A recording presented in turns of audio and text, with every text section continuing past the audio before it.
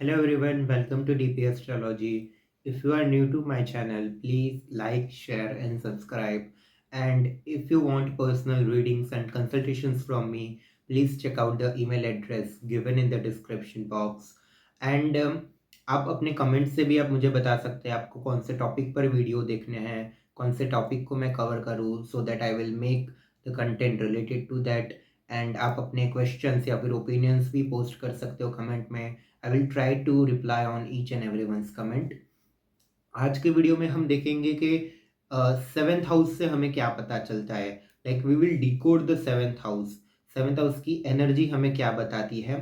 First of all, ये जो video है वो सभी पर्सन्स के लिए है।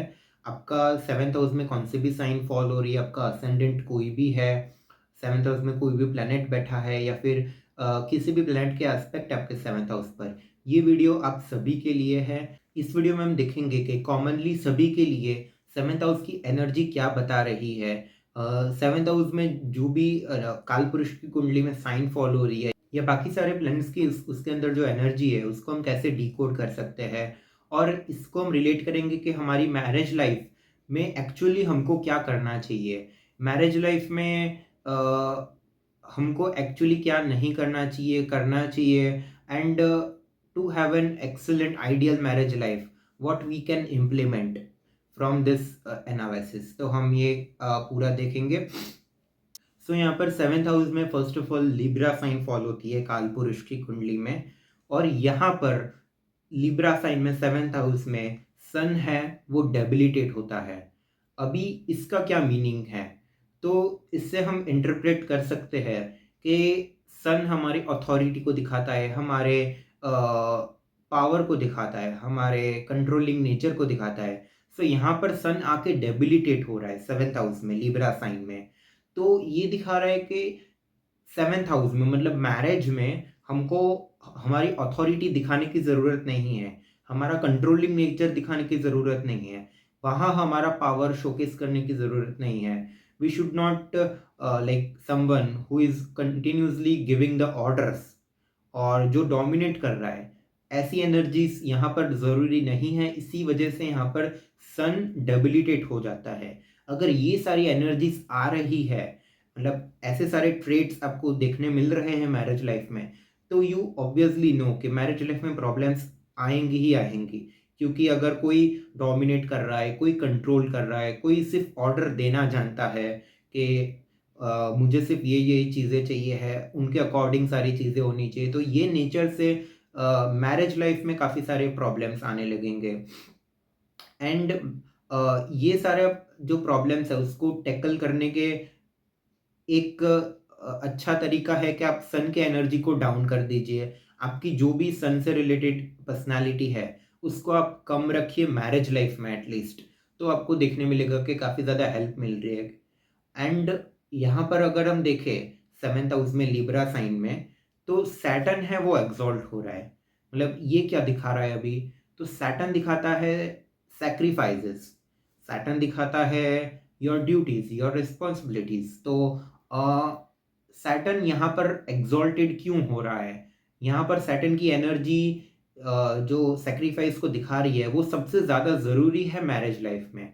बिकॉज आप देखोगे, आप कोई भी मैरिड कपल को पूछिए जिनको एक्सपीरियंस है काफ़ी सालों का मैरिज लाइफ में, उनसे आप ये डिस्कस कीजिए कि सैक्रिफाइस कितना इम्पॉर्टेंट है मैरिज लाइफ में। If we really need to have a very good marriage life and very fruitful marriage life, sacrifice from both end is needed. हमको सैटर्न झुकना सिखाता है किसी भी सिचुएशन में। तो ये सैटर्न की एनर्जी यहाँ पर काफ़ी ज़रूरी होती है, इसी वजह से यहाँ पर सैटर्न एग्जॉल्टेड फील करता है। और सैटर्न एग्जॉल्टेड होने की वजह से आपको देखने मिलेगा कि आपकी जो ड्यूटीज़ है, रिस्पॉन्सिबिलिटीज़ है, वो अगर आप अच्छे से फुलफिल करते हो अपनी मैरिज लाइफ में, उसमें आप चूकते नहीं हो, तो आपकी मैरिज लाइफ काफ़ी अच्छी चलेगी। क्योंकि अगर एक इंसान अपनी ड्यूटीज़ पूरी तरीके से निभा रहा है पर दूसरा इंसान उसको फुलफिल नहीं कर रहा है, समझ नहीं रहा है अपनी रिस्पॉन्सिबिलिटीज़ को, तो वहाँ पर वापस से प्रॉब्लम आनी स्टार्ट हो जाएंगी।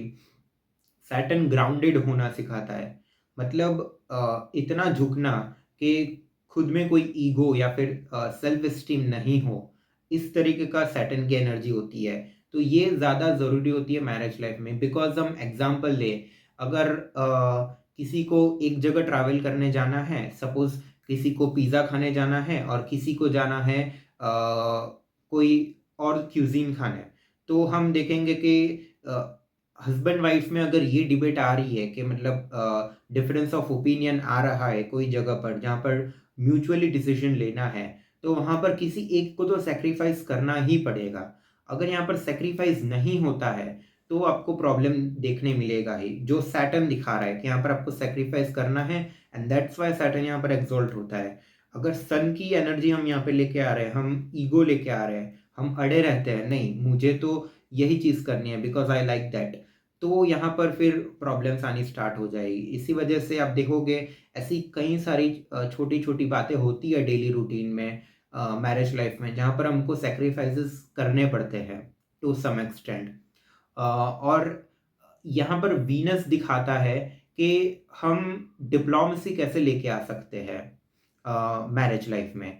डिप्लोमेसी का मीनिंग है कि हम कैसे उसको ये देख सकते हैं कि एक हम बीच के सॉल्यूशन को कैसे निकाल सकते हैं। जैसे मैंने वो एग्जांपल दिया कि किसी एक को पिज़्ज़ा खाने जाना है और दूसरे पर्सन को कोई और क्यूजीन खाने जाना है, तो you can go into some cafe जहाँ पर दोनों चीज़ अवेलेबल हो। तो यहाँ पर किसी एक को कॉम्प्रोमाइज़ करना नहीं पड़ रहा है, एक को सेक्रीफाइस नहीं करना पड़ रहा है, बट दोनों की जो रिक्वायरमेंट है वो फुलफिल हो रही है। तो ऐसा सॉल्यूशन निकालना, ये सारी एनर्जी दिखाता है वीनस, जो यहाँ पर लिब्रा साइन फॉल होती है वीनस की वो। तो यहाँ पर जो लव, रोमांस एंड अफेक्शन है, ये सभी चीजें दिखाता है वीनस की energy in the seventh house.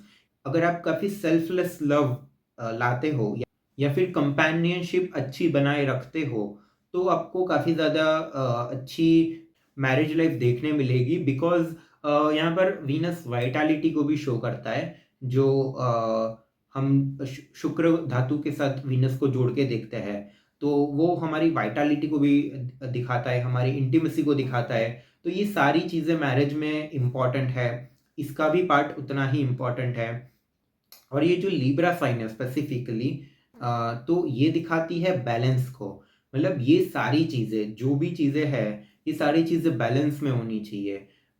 ऐसा नहीं है कि कभी काफ़ी ओवर अफेक्शनेट हो रहा है और उससे भी प्रॉब्लम आती है, या फिर कभी कभी ज़्यादा हम पैशनेट हो जाते हैं अपने स्पाउस को लेकर, तो वो पैशन कभी कभी पजेसिवनेस में बदल जाता है, वो भी एक नेगेटिव एनर्जी फॉर्म होती है। सो यहाँ पर लिब्रा साइन दिखाती है हर चीज़ में बैलेंस ज़रूरी है। अगर आप बैलेंस बना के रखते हो सारी चीज़ों में, तो आपको देखने मिलेगा कि मैरिज लाइफ काफ़ी अच्छी चलेगी।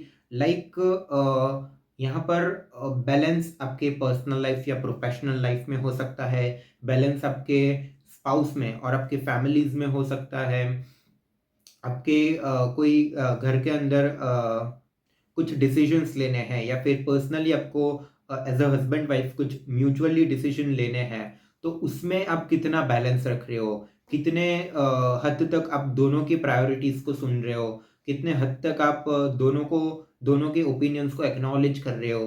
तो ये सारी चीज़ें दिखाता है जो लिब्रा साइन है, जो बैलेंस दिखा रहा है आपके मैरिज लाइफ में। तो ये सब जब भी आएगा, ये सारी एनर्जीज को आप जब भी समझोगे, तब आपको पता चलेगा कि एक्चुअल में हमें कौन सी चीज़ों पर वर्क करना चाहिए, so that we can have a very fruitful marriage life. Otherwise ये काफ़ी बेसिक चीज़ें हैं, बट ये काफ़ी लोग कई बार ऐसे अनदेखा कर देते हैं, या फिर इसको इतना लाइटली लेते हैं कि उनको काफ़ी ज़्यादा प्रॉब्लम आती है, वो अपने प्रॉब्लम्स के सोल्यूशन ढूंढते हैं। पर ये काफ़ी बेसिक चीज़ है एस्ट्रोलॉजी की, जिससे हम समझ सकते हैं कि वो हाउस में क्या एनर्जी आ रही है, वो हाउस में कौन सा प्लैनेट डेबिलिटेट हो रहा है, कौन सा प्लैनेट एक्सॉल्ट हो रहा है, कौन से प्लैनेट की साइन है, उसका कैसा नेचर है, उसका एलिमेंट कौन सा है। तो ये सारी चीज़ों से हम काफ़ी बेसिक लेवल पर डिकोड कर सकते हैं, और ये काफ़ी इजी टू अंडरस्टैंड भी है, और इससे काफ़ी अच्छे रिजल्ट्स हमको देखने मिल सकते हैं, काफ़ी अच्छी तरीके से हम एनालाइज कर पाते हैं। So I hope you like this video. अगर आपको ये अच्छा लगता है, please do mention in the comment section, and we will meet in the next video where we will discuss the 7th house में अगर कोई specific sign fall हो रही है आपकी, तो वो कैसे रिजल्ट्स लेके आ रही है। सो हम फिर ये पूरे 12 असेंडेंट्स के लिए देखेंगे कि उनके 7th हाउस में कौन सी साइन फॉलो हो रही है, और उनको मैरिज लाइफ में 1-7 एक्सिस है, जो असेंडेंट और 7th हाउस का एक्सिस है, वो कैसे आपको हेल्प करेगा to understand your spouse and your own personality, और इसमें जो डिफरेंसेस है वो समझने में भी आपको हेल्प मिलेगी। So we will meet you in the next video. Till then, bye bye.